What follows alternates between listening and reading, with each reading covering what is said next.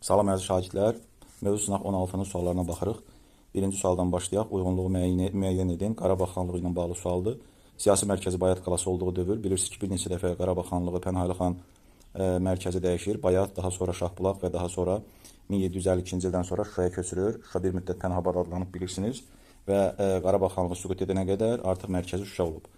Deməli, Bayat qalası olan dövr, yəni xanlıq yaranan dövr, Pənahəli xanın Nadir Şahı sarayında xidmət etməsi mümkün deyil. Çünki Qarabağ xanlığının yaranması üçün Nadir Şahın imperiyası dağılmalıdır.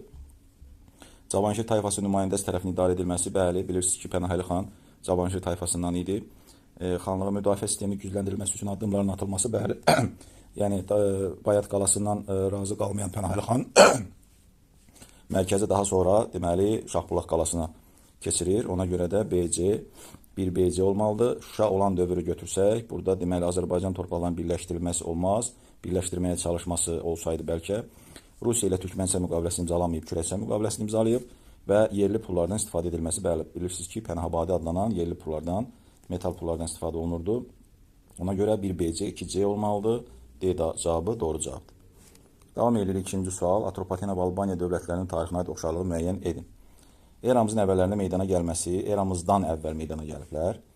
Roma ordusu ilə mübarizə aparıblar və dövlətin adı ilk hökmdarın adı ilə bağlıdır. Bu ancaq Atropatenaya aiddir. Çünki Albaniyanın adı tayfa adındandır. Ərəb hücumlarına məruz qalan da yalnız Albaniyadır. Ona görə də burada bir cavab var. 2, yəni Y cavabı doğru cavab. Üçüncü sual. Daha əvvəl baş vermiş hadisəni müəyyən edin. Eldənzilər dövləti yaranıb 12-ci əsrdə. Rəvvadilər dövləti 10-cu əsrdə. Sacoğullar dövləti 9. Ağqoni dövləti süqut edib 16-cı əsrdə, Rusların Bərdəni qarət etməsi 10-cu əsr. Deməli, burada 9-cu əsrdə baş verən hadisə daha əvvəl baş vermiş. Dördüncü suala baxırıq. 19-cu əsr Azərbaycan xanlıqlarının xarici siyasəti. Hansı xanlıqların? İrəvan verilib, Rus işğalçısına qarşı mübarizə aparmaq, Qarabağ. Onda da biri verilib Kürəkçay müqaviləsi, biri isə verilməyib, onu tapmalıyıq. Rus çarı 1. Pyotrla danışıqlar aparılması təbii ki, apara bilməz, çünki Pyotr 1. Pyotr 18-ci əsrin əvvəllərində hakimiyyətdə olub. Şahbulaq qalasının inşası bu 18-ci əsrdə olub və bu xarici siyasət deyil ümumiyyətlə. Pənahəli xanın adından metal pulların kəsilməyə başlaması, bu da xarici siyasət deyil və 18-ci əsrdir. Azərbaycan torpaqlarının birləşdirmə siyasətinin yeridilməsi, bu xarici siyasətdir, amma 18-ci əsrdə aparılıb. Çünki 19-cu əsrdə xanlıqlar artıq öz varlıqlarını qorumaq uğrunda Rusiya ilə və Qacarlarla mübarizə aparırdılar. Yadelli dövlətin himayəsinə keçməsi, bəli, Rusiyanın himayəsinə keçirilməsi Kürəkçay müqaviləsi ilə 1805-ci ildə. 5-ci suala gəlirik. Atropatena dövləti ilə bağlı verilmiş fikirlərdən neçəsi doğrudur? Qədim dövrdə Azərbaycan ərazisində meydana gəlmiş ilk dövlətdir, xeyr. Bu bilirsiniz ki, Mannadır. Dövlətin adı ilk hökmdarın adı ilə bağlıdır, bəli. 1. Manna dövlətinin süqutundan əvvəl meydana gəlmişdi. Xeyr, süqutundan sonra meydana gəlib, səhvdir. Göyçə göl ərazisinə daxil idi, düzdür. Yox, səhvdir, üzr istəyirəm, bax fikir verirsiniz, mən də aldanmışdım az qala. Göyçə gölü yox, Urmiya gölü. Olmaz. Və yadelli işğalçılara qarşı mübarizə aparılmışdı, bəli aparmışdı. Ona görə də burada 2 dənə doğru cavab var. Doğru cavab A-dır. 5-ci suala gəldik. Atropatena dövləti ilə bağlı verilmiş fikirlərdən neçəsi doğrudur? Qədim dövrdə Azərbaycan ərazisində meydana gəlmiş ilk dövlətdir, xeyr. Dövlətin adı ilk hökmdarın adı ilə bağlıdır, bəli Atropat. Manna dövlətinin süqutundan əvvəl yox, sonra meydana gəlib, olmaz. Göyçə gölü yox, Urmiya gölü ərazisinə daxil idi, olmaz. Və yadelli işğalçılarına qarşı mübarizə aparıb. 2 doğru cavab var, A cavabı doğru cavab. 6-cı suala baxırıq. Uyğunsuzluğu müəyyən edin. Deməli, Şəki uyğunsuzluğu deyir. Burada diqqətli olmaq lazımdır. Şəki xanlığından fərqli olaraq Urmiya xanlığı Araz çayından cənubda yaranmışdı. Bəli, burada uyğunsuzluq yoxdur, yəni uyğun cavabdır, doğru cavabdır. Bunu götürmək olmaz. Dərbənd xanlığı Şəki xanlığından fərqli olaraq mərkəzi liman şəhəri idi, bəli. Dərbənd liman idi, Şəki liman şəhəri deyil idi. İrəvan xanlığı Şəkidən fərqli olaraq Osmanlı ilə həmsərhəd idimi? Bəli, bu da uyğunluq var. Şəki xanlığından fərqli olaraq Qarabağ xanlığı, İrəvan xanlığı həmsərhəd olmuşdumu? Deməli, bəli, Şəki xanlığı İrəvan xanlığına həmsərhəd deyil. Xəritəyə baxsanız daha aydın görə bilərsiniz. Məsələn, Şəki xanlığı hansı xanlıqlardan həmsərhəddir? Quba, Şamaxı, Qarabağ və Gəncə xanlıqları ilə. Amma Qarabağ xanlığı İrəvan xanlığı ilə həmsərhəddir. Ona görə də burada da uyğunluq var. Bu da cavab ola bilməz. Və gəlirik, doğru cavab Y-dir. Niyə görə? Çünki Şəki xanlığından fərqli olaraq, bəli, Gəncə xanlığı 1-ci Rusiya Qacarlar müharibəsi dövründə yox, müharibə ərəfəsində işğal edilmişdir. Ona görə də bu fərq deyil. Fərq deyil, ona görə uyğunsuzluq var burada. 6-cı sualda cavab Y olur. 7-ci suala baxırıq. Səfəvi və Əfşarlar dövlətindən heç birinə aid olmayan bəndi müəyyən edin. 18-ci əsrin ortalarında süqut uğramaq, hər ikisi süqut uğrayıb.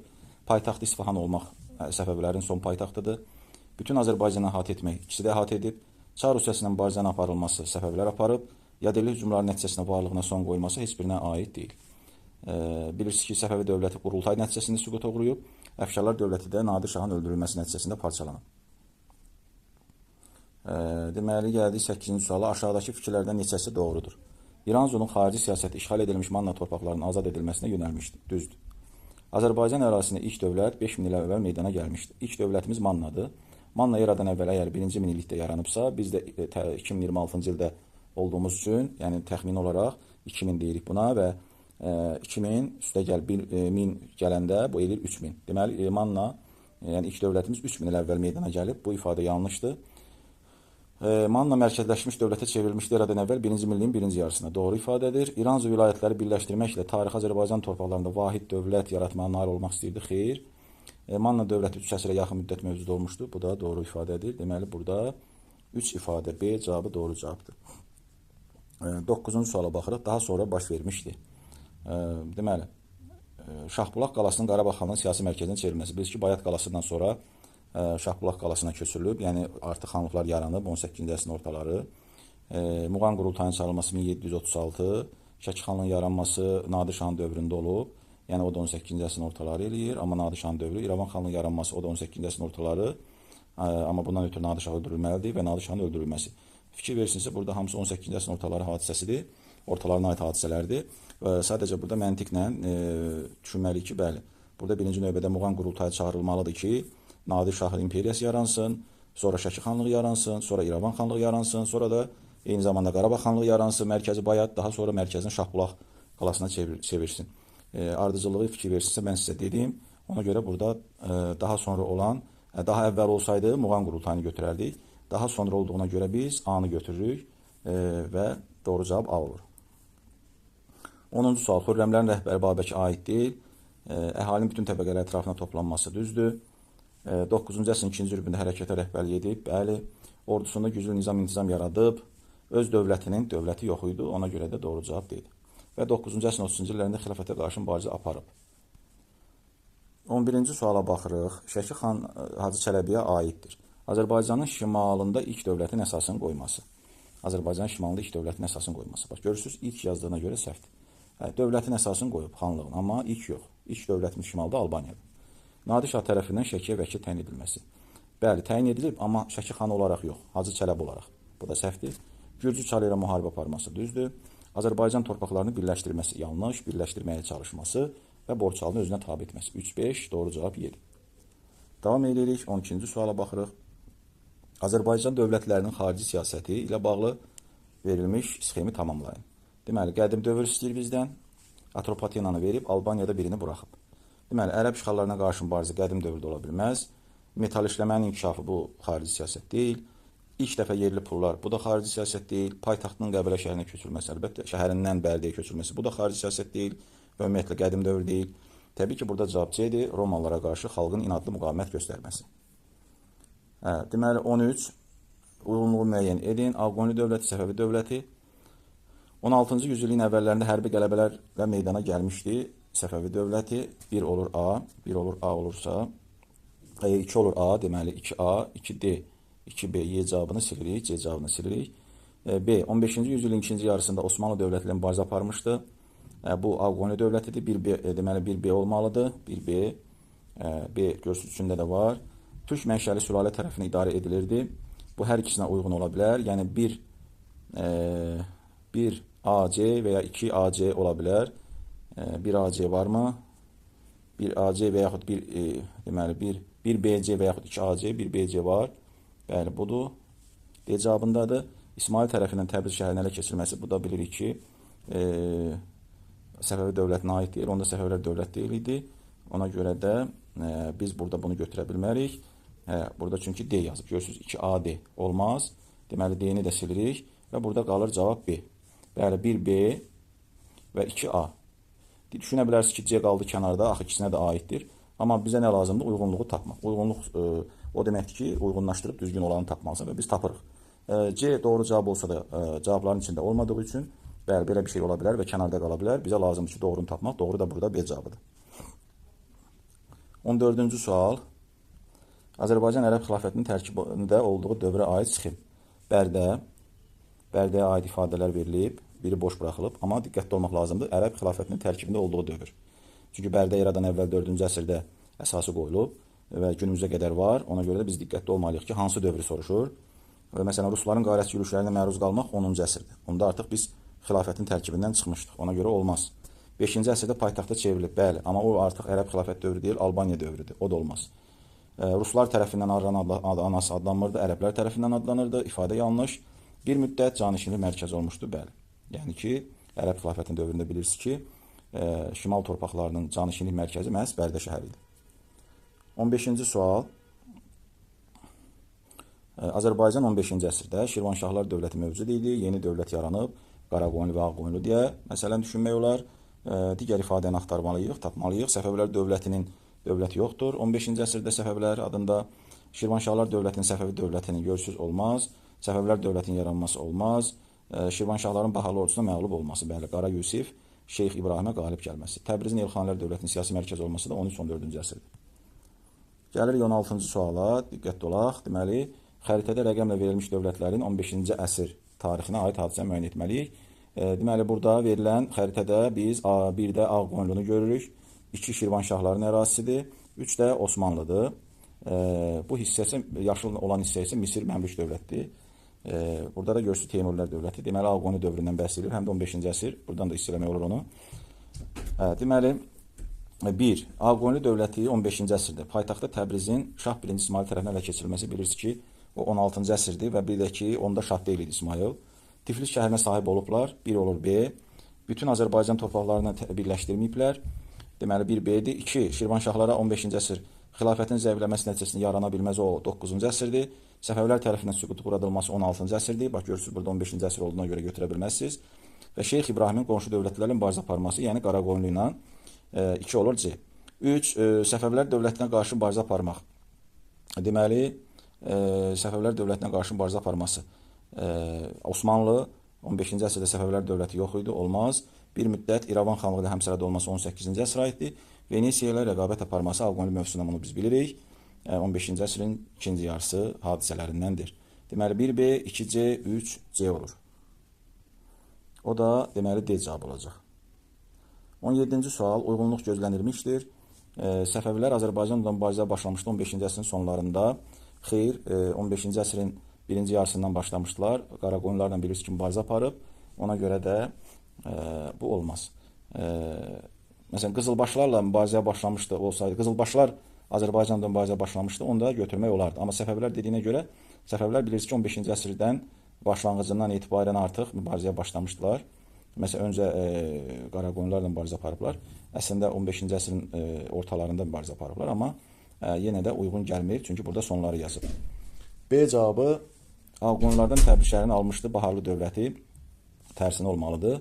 Olmaz. Avropa dövlətləri ilə diplomatik əlaqələr quran ilk Azərbaycan hökmdarı Şah İsmayıl ola bilməz. Çünki ondan əvvəl elə Uzun Həsən var və ondan əvvəl də təbii ki, əlaqələr quran hökmdarlarımız olub.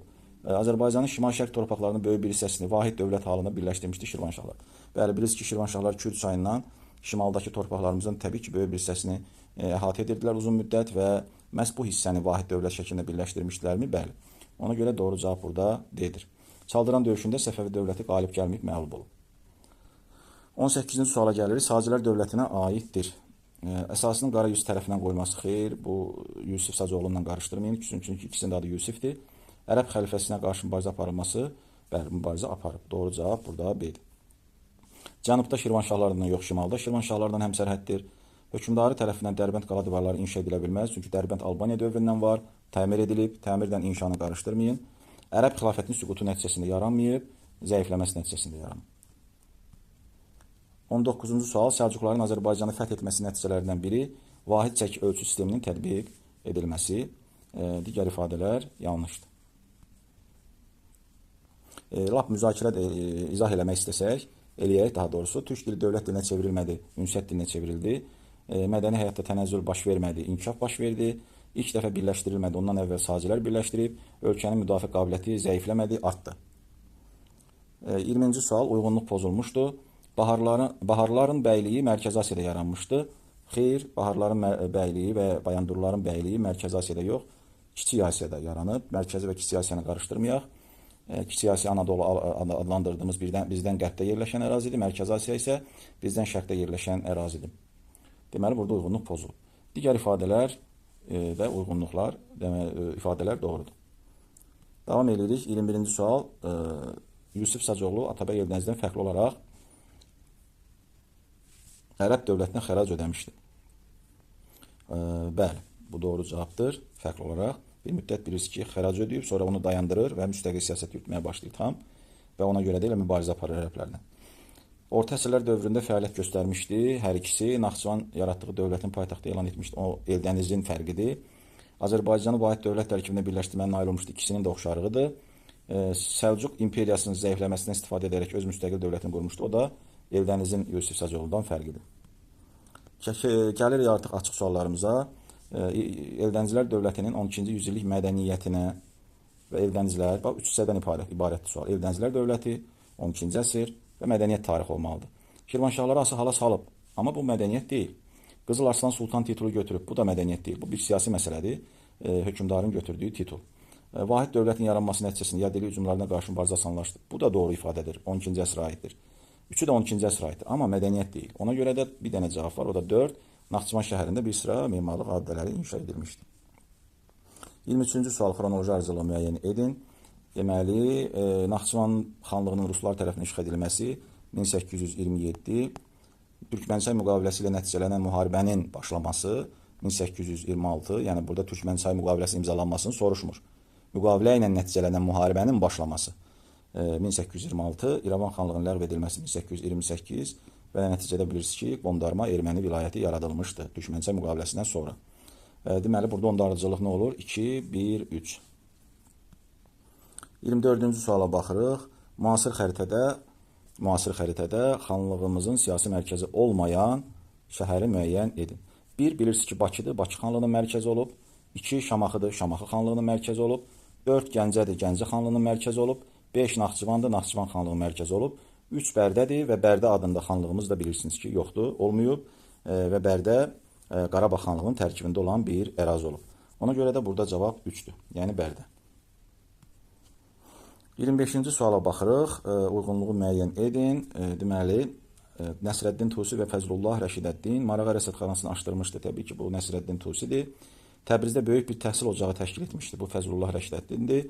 İntibah dövründə fəaliyyət göstərib heç biri. Elxanilər dövlətinin əsasını qoymuşdu heç biri.